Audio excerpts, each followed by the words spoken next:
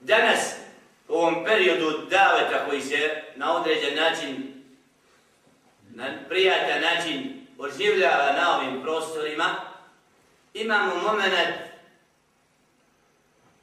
razračunavanja, moment rasprava, dijaloga, ako možemo tako nazvati, između onih koji pozivaju knjizi i oni koji ne žele knjigu.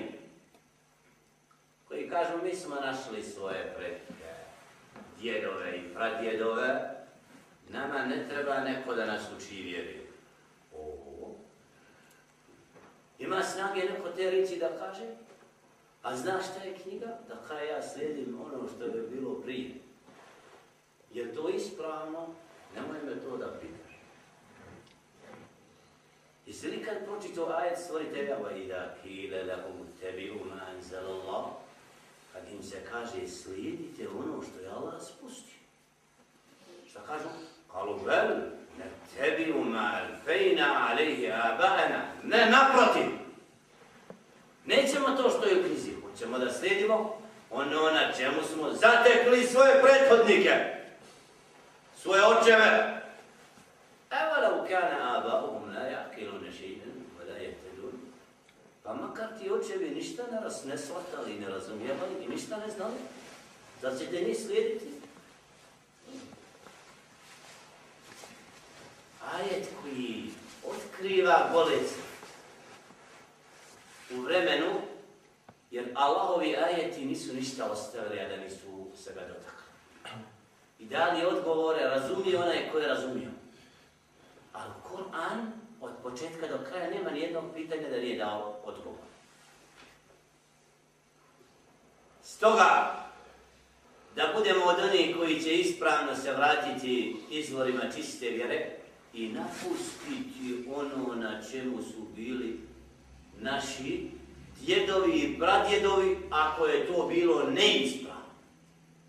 Jer ima nešto od djedova što je ispravno. Mnogi sad osuđuju sve što je bilo prije, ne gledajući da li je ispravno.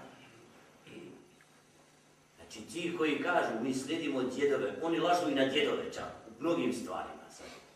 Jer djedovi su nosili bradu, klanjali 5 vakata namaza, mnogi prije 100 godina, u Sandžaku prije 200 godina nije mogu imam biti da nema brada. Ima kitab, napisana knjiga, imami prije 200-300 godina. Nisam našao prije 200 godina jedan ima da ne zna arapski, da nema brada. A prije 100 godina nađeš šareno, počinje se krati, počinje se blati. Polako kasnije, prije 50 godina nađeš i obrijan. A prije nije bilo. Znači vaši djedovi su nekad znali knjigu bolje od vas, arapski čitali, vraćali se Kur'anu, sad nemojte nam to. Pobrkat ćemo, ako budemo se vratili na Kur'an i da uzmemo kako je u knjizi, moraš Jusufe čitav narod predodgojiti. Prvo što su rekli imami kad sam ušao u Bosnu. Želi cilo, to je istina. Ali moraš sad narod čitav iznova potpuno odgojiti. To je nešto ostalo da se i činjenica. Da naš čovjek ovdje ne voli klanjati, malo ko. Ne voli Kur'an učiti, malo ko. A vole jest, spavati, ne znam, plivati. Više je sve drugo nego ono što je bolje.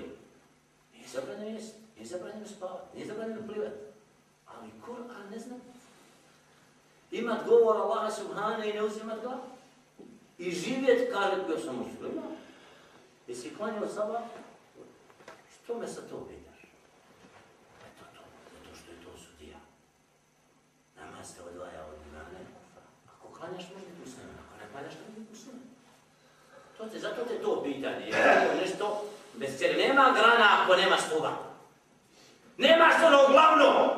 I hoćeš da ti sad kažeš, ja sam... Šta si? Ko? Kome robiš? Allahu nećeš na srdu? Ne bojiš se Allaha? Prkosiš Allahu? Spreman si da mu ne padneš na srdu? I onda kažeš da vjeruješ? Laže Allah. Wallahi laže. Takav nije spoznao pravi put.